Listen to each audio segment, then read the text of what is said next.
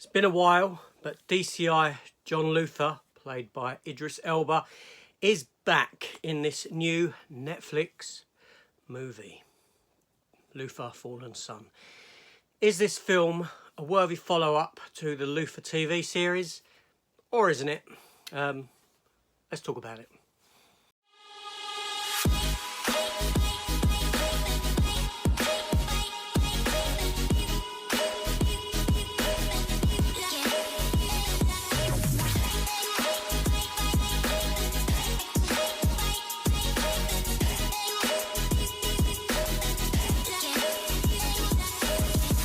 Welcome back to the channel, everyone. And yeah, as soon as I heard they were doing a Luther film, I was excited. This is Idris Elba's, for me, his primary role. This is the thing that introduced me to Idris Elba back in the day. Fantastic he was in it. The TV show of Luther ran for 5 seasons, varying quality. It kind of dipped towards the end. But the first 3 seasons were some fantastic TV. And this character, Luther himself, is second to none. He's brilliant. And Idris Elba just brings his character to life. So, Netflix, BBC, they've got together. This film has been made, directed by Jamie Payne, who is primarily a TV director. He's directed things like Outlander. He's directed Luther before, a couple of episodes of Doctor Who, among other things.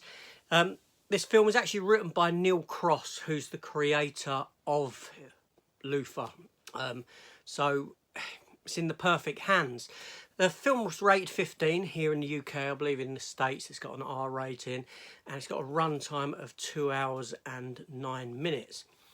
Quite telling, really, because I believe this to be, it could easily have been a 3-part miniseries just put together in film form. So Luther Fallen Son obviously stars Idris Elba as John Luther. It also stars Cynthia Erivo as DCI Odette Rain, who is the new boss of the area of the police that Idris works for. Previously, she's played the Blue Fairy in Pinocchio. Yes, the Tom Hanks Pinocchio film. We know the Blue Fairy just popped up for no reason whatsoever. She was also in Chaos Walking, apparently, but, you know, and she's done other things herself. Andy Serkis, yes, Andy Serkis, Gollum himself, Caesar, is the primary villain of the piece. David Robbie, Dermot Crawley returns as Martin Schenk, Luther's former boss. So this film here starts off, obviously it's set in London. Kid goes missing, and Luther promises the mother to find this young, he's not a young kid, but, you know, a young man has gone missing. Luther promises the mother to find it. But Luther, then a load of secrets come out about Luther, and he gets arrested. He goes to jail. He's obviously shamed for what he's done and all this sort of a thing. And we come to find out that other people have gone missing, not just in the UK, elsewhere. And these people are being killed. They're being sort of made to commit suicide because they're being blackmailed over stuff that have been found out about them on the internet and all this. And this big mystery unravels. Luther has to get himself broken out of prison in it. He has to go, so he's after the killer who's kind of mocking him and taunting him at the same time as the police are after him. It's this big twisty story that culminates in a showdown in Norway, different country, lovely location shooting and all this sort of a thing. I won't go too much into the story and spoil it for you. But yeah, so is this film a worthy follow-up to the TV show? Now, like I said, the TV show, the previous 2 seasons, I do feel dipped somewhat in their storytelling, in their narrative. But this film is back on form. This film gives us Luther back. It's got some fantastic set pieces. It's got fantastic location shooting. The musical score I found to be a bit underwhelming, underplayed, sort of forced over scenes, but not really, didn't really connect me to the scenes. Kind of like, I was aware of the music. Ain't like it just fizzled out and disappeared. But I was questioning myself as to what exactly.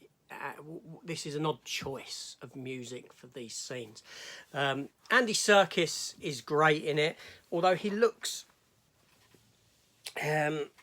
strange. He looks odd. His hairdo. There's something about him that it's not an Andy Serkis that I've seen before. In this role, he's quite creepy in the role. I'll give him that.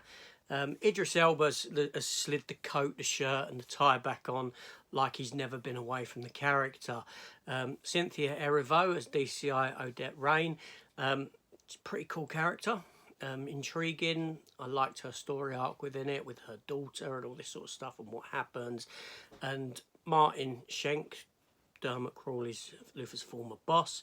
He's got a great relationship with Luther. He's helping the police to track Luther down, but at the same time wanting to help Luther and all this sort of a thing. So the film itself, like I said, 2 hours and 10 minutes, 9 minutes exactly if I want to be pedantic. It doesn't overstay its welcome. It's a nice length and it's a nice story that involves you, that grips you. It's got some fantastic, like I said, set location, scenery. When they get to Norway, it looks fantastic. I don't know whether that was shot in Norway or where it was shot, but it looks good. All the shooting around Piccadilly Circus in London, fantastic. I really enjoyed this film.